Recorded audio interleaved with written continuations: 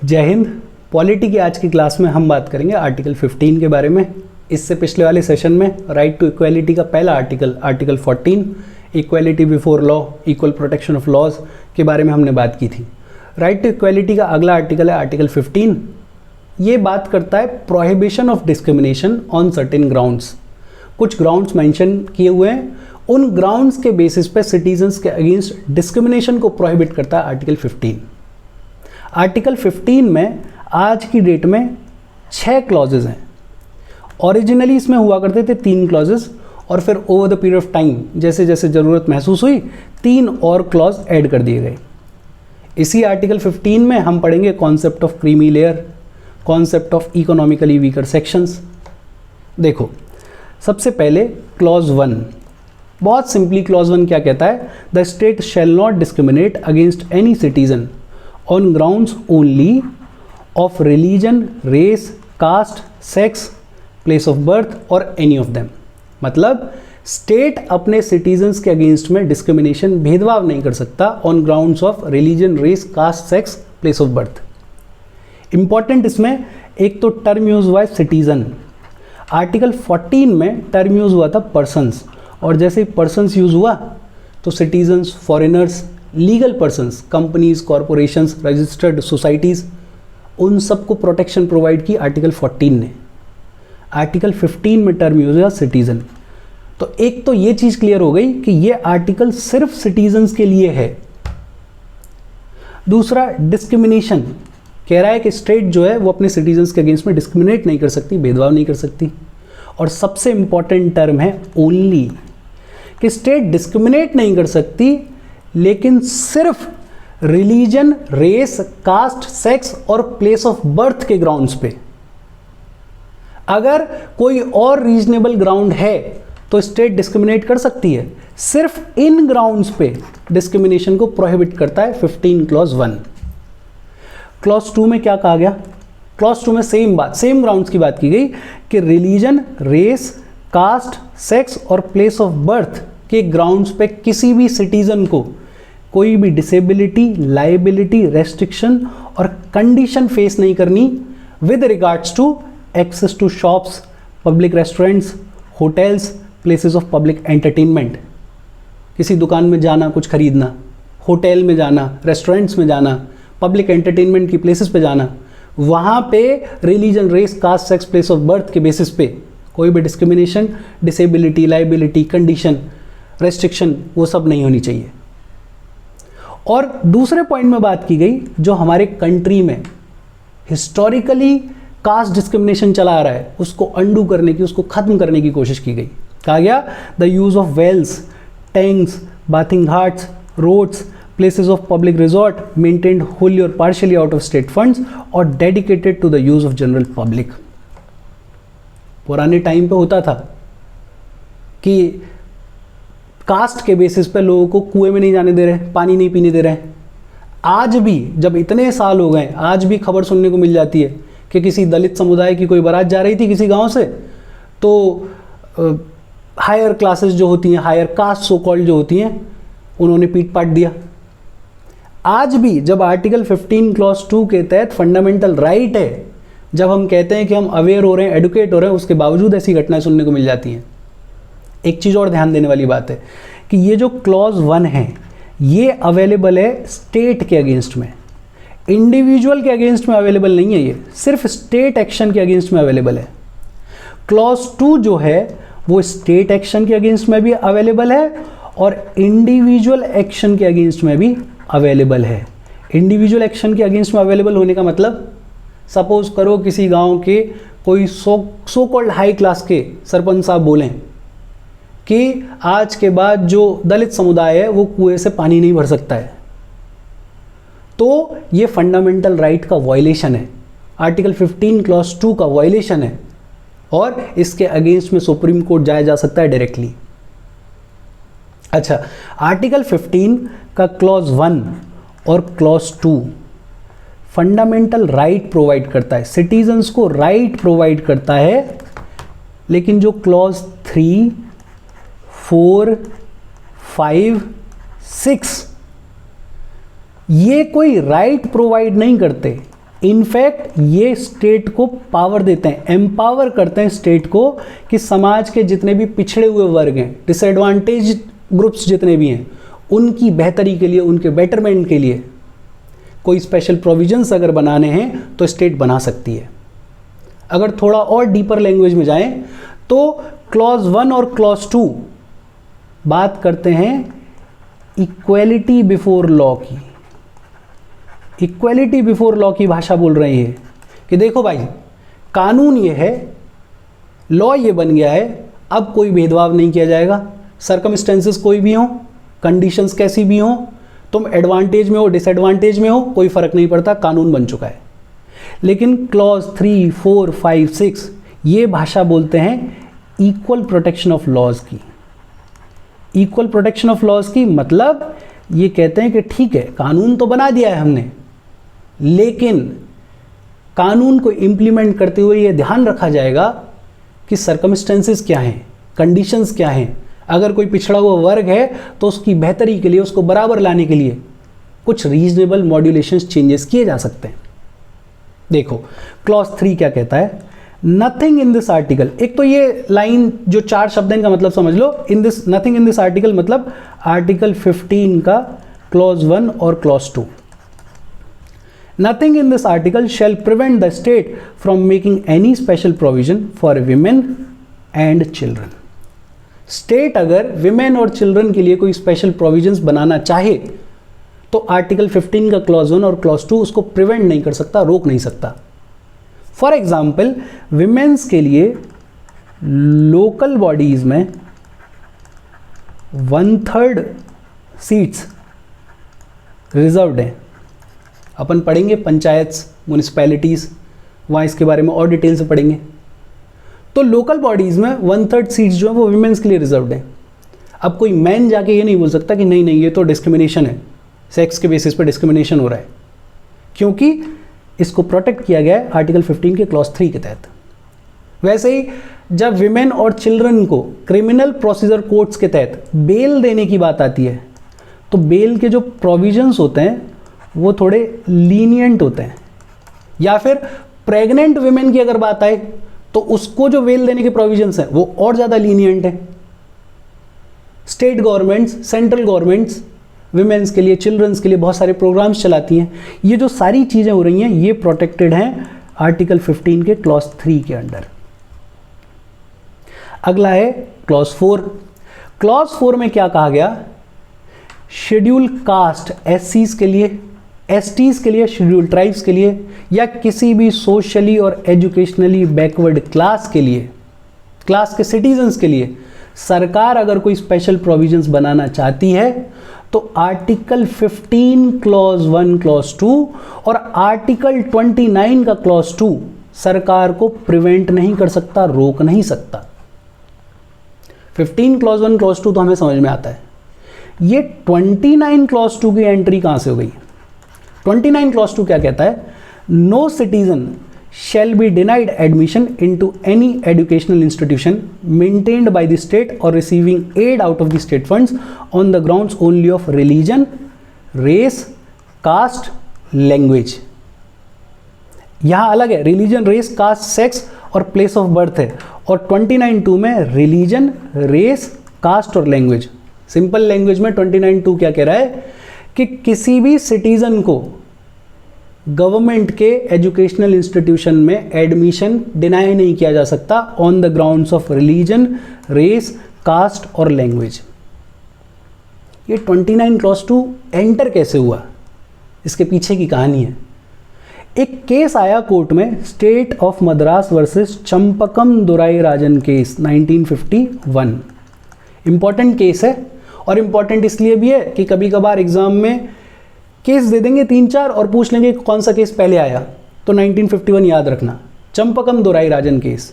कहानी ये है कि मद्रास प्रोविंस, अपन बात कर रहे हैं आज़ादी से पहले की, मद्रास प्रोविंस ने एक कानून बनाया, कम्युनल गवर्नमेंट ऑर्डर, और इस कम्युनल गवर्नमेंट ऑर्डर के तहत रिजर्वेशन दे दिया गया एजुकेशनल इंस्टीट्यूशंस में।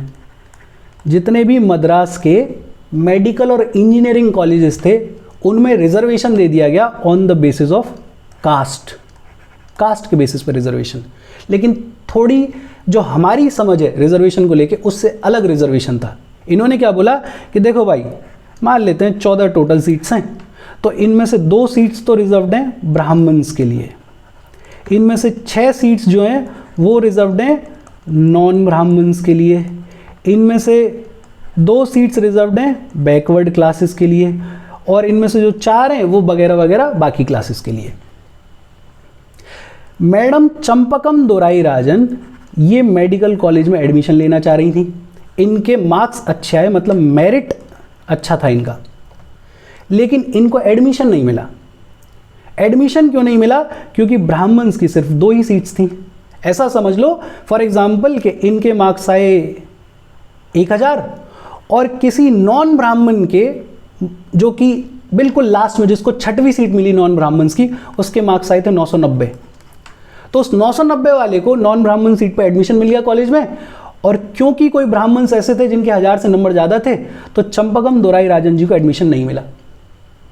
तो ये पहुंच गई कोर्ट, और इन्होंने आर्ग्यूमेंट दिया कि ये तो देखो वायलेशन है आर्टिकल 15 के क्लॉज 1 का, जिसमें आप डिस्क्रिमिनेशन की बात करते हो कि डिस्क्रिमिनेशन नहीं होना चाहिए, और दूसरा आर्टिकल 29 क्लॉज 2 का, जिसमें आपने कहा है कि किसी भी एजुकेशनल इंस्टीट्यूशन में सिटीजन को एडमिशन डिनाई नहीं किया जा सकता on ground of religion, race, caste, language. और यहां क्या हो रहा है? कास्ट के बेसिस पे मुझे एडमिशन डिनाई किया जा रहा है। सुप्रीम कोर्ट ने इनके आर्ग्यूमेंट से अग्री किया। सुप्रीम कोर्ट ने कहा कि बात तो सही है।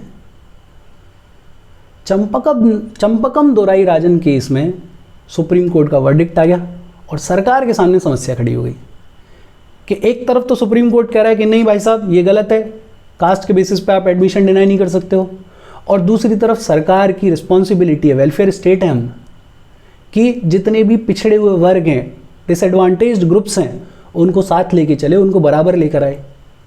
तो इस चंपकम दोराई राजन केस के वर्डिक्ट को नलीफाई करने के लिए, खारिज करने के लिए सरकार लेकर आई first constitutional amendment act of 1951, और इस first constitutional amendment act of 1951 के तहत ऐड किया गया आर्टिकल 15 का क्लॉज 4। और अब अपने को ये समझ में आ गया कि 29 क्लॉज 2 की एंट्री कहां से हुई। फिर आया क्लॉज 5। अब क्लॉज 5 समस्या क्या हुई कि जो गवर्नमेंट इंस्टीट्यूशंस हैं उनकी बात हो गई क्लॉज 4 में, इस क्लॉज में, कि जो गवर्नमेंट इंस्टीट्यूशंस हैं उनमें आपको सीट्स रिजर्व करनी है, करो, कोई दिक्कत नहीं। उनमें आपको फीस का कंसेशन देना है, दो, कोई दिक्कत नहीं। उनमें आपको हॉस्टल की फैसिलिटीज़ में कोई कंसेशन देना है या कुछ सुविधाएं देनी है, तो दो, कोई दिक्कत नहीं है। आपको कोई स्कॉलरशिप देनी है तो दो, कोई दिक्कत नहीं है। क्लॉज 4 में ये सब कुछ प्रोटेक्टेड है। लेकिन over the period of time क्या हुआ कि प्राइवेट इंस्टीट्यूशंस का नंबर बढ़ने लगा, उनका रोल बढ़ने लगा, और प्राइवेट इंस्टीट्यूशंस में ऐसा कोई रिजर्वेशन था नहीं। तो सरकार लेकर आई क्लॉज 5, और क्लॉज 5 में क्या कहा, वही सेम लैंग्वेज, बस एक लाइन बदली है। क्या कहा कि एससीज के लिए, शेड्यूल कास्ट के लिए, एसटीज के लिए, शेड्यूल ट्राइब्स के लिए, और किसी भी socially and educationally backward class of citizens के लिए अगर सरकार को कोई स्पेशल प्रोविजंस बनाने हैं तो आर्टिकल 15 और आर्टिकल 19 का क्लॉज 1 सब क्लॉज जी सरकार को नहीं रोक सकता, प्रिवेंट कर सकता इन मैटर्स ऑफ, और ये इंपॉर्टेंट है, कॉन्टेक्स्ट क्लियर कर दिया कि किन मैटर्स की बात कर रहे हैं, in matters of their admission to the educational institutions including private educational institutions. Private educational institutions को इंक्लूड कर लिया कि उनके लिए, उनमें एडमिशन वगैरह के लिए भी स्पेशल प्रोविजंस बना सकते हैं। वेदर एडेड मतलब जिनको सरकार से मदद मिलती है, और अनएडेड जिनको सरकार से कोई मदद नहीं मिलती बाय द स्टेट। एक्सेप्शन जरूर प्रोवाइड कर दिया गया कि माइनॉरिटी एजुकेशनल इंस्टीट्यूशंस पर ये प्रोविजन लागू नहीं होगा। माइनॉरिटी एजुकेशनल इंस्टीट्यूशंस आर्टिकल 30 में अपन पढ़ेंगे। अब सवाल ये आता है कि आर्टिकल 19 क्लॉज 1 सब क्लॉज जी कहां से एंटर हो गया। क्लॉज 4 में अपन बात कर रहे थे 29 क्लॉज 2 की, वो अपन को समझ में आ गया। अब यहां पे एक नया क्लॉज आ गया कि 19 क्लॉज 1 क्लॉज जी, ये भी प्रोहिबिट नहीं कर सकता। तो इसके पीछे भी कहानी है। सुप्रीम कोर्ट में केस आया TMA पाई फाउंडेशन केस, TMA पाई फाउंडेशन केस अगर मैं ठीक से याद कर पा रहा हूं तो 2002 का है, एक बार क्रॉस चेक कर लेना, बट हाँ 2002 का है।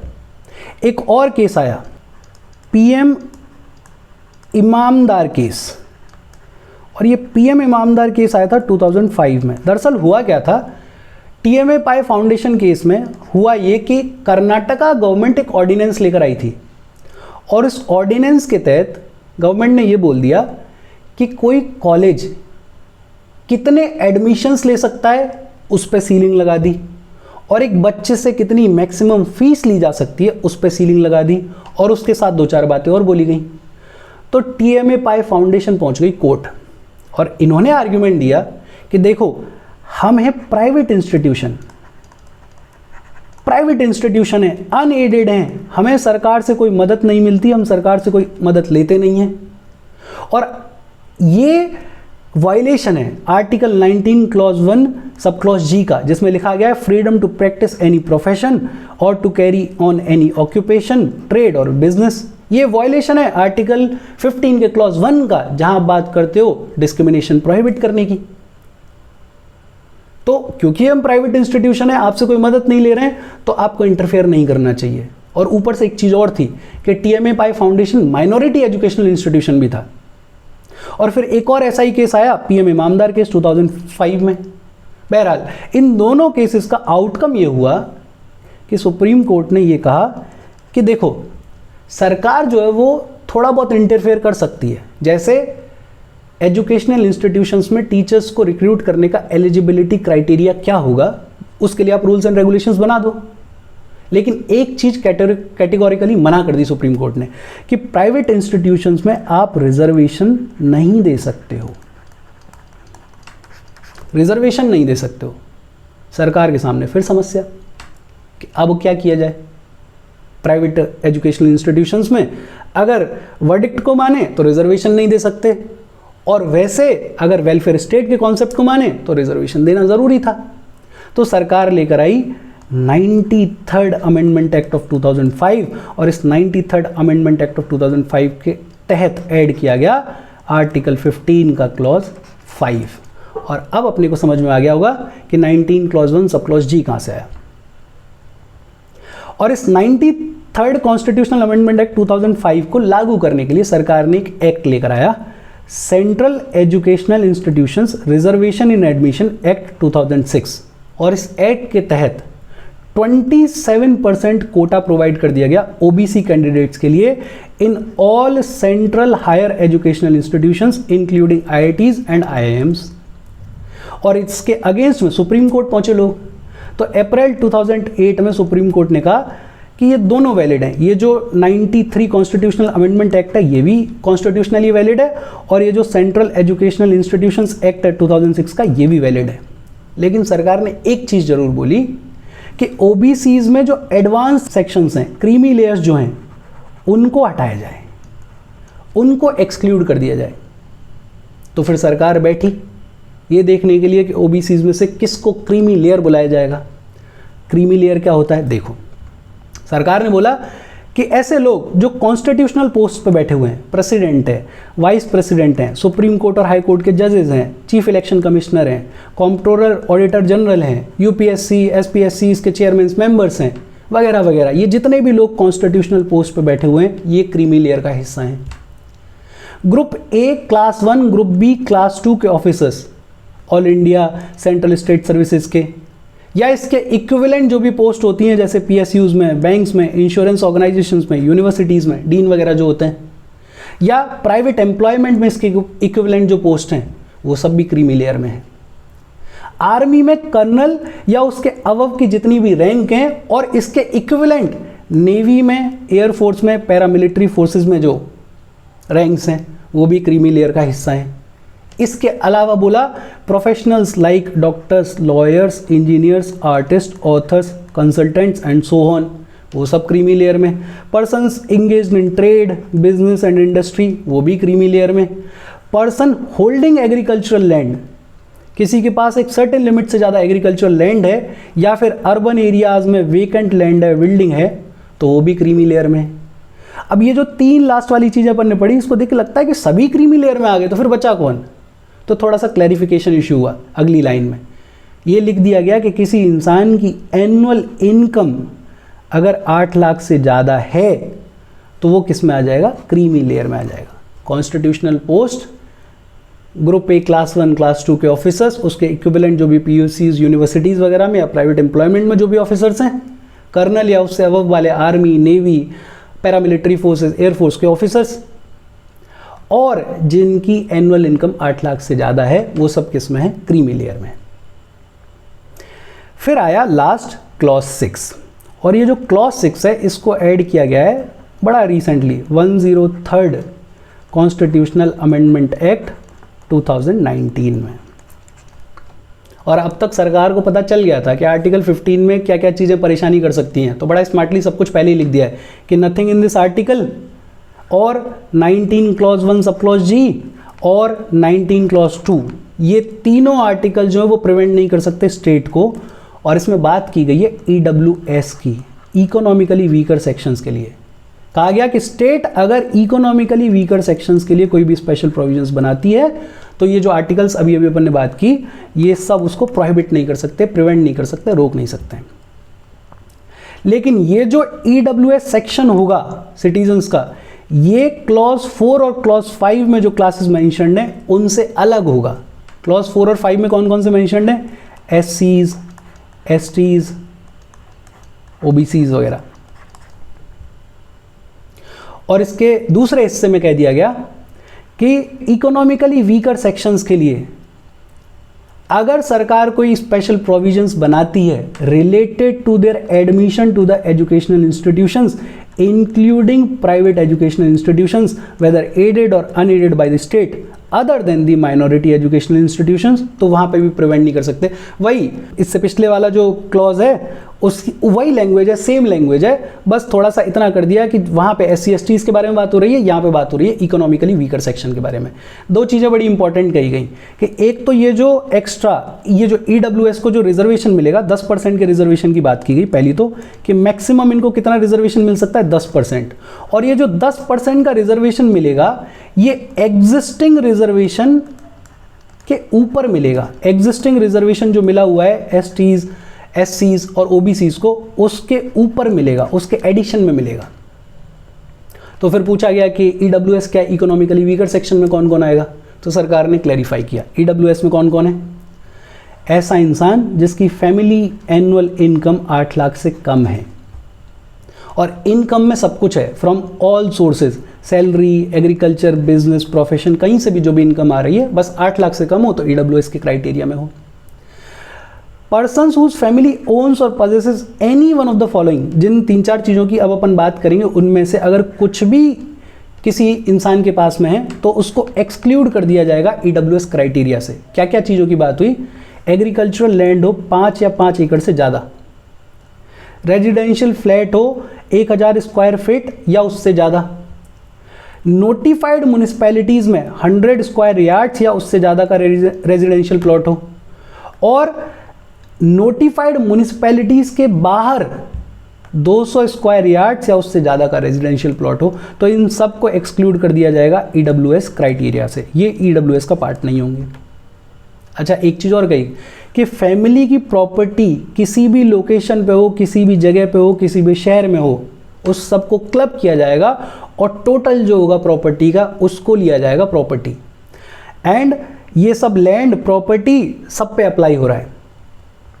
फिर ये जो अपन ने पहली लाइन में बात की कि फैमिली की जो एनुअल इनकम है वो लेस देन 8 लाख होनी चाहिए, ये फैमिली क्या होती है? तो family for this purposes parents, कोई छोटा भाई बहन अगर हो 18 ईयर्स से छोटा कम का, पति या पत्नी, स्पाउस दोनों ही, या फिर कोई बच्चा हो 18 ईयर्स से कम का, वो सब हैं EWS के क्राइटेरिया में। इसके साथ आर्टिकल 15 खत्म हो गया। आर्टिकल 16 नेक्स्ट सेशन में पढ़ेंगे। यहाँ तक कोई डाउट हो please comment. Thank you very much.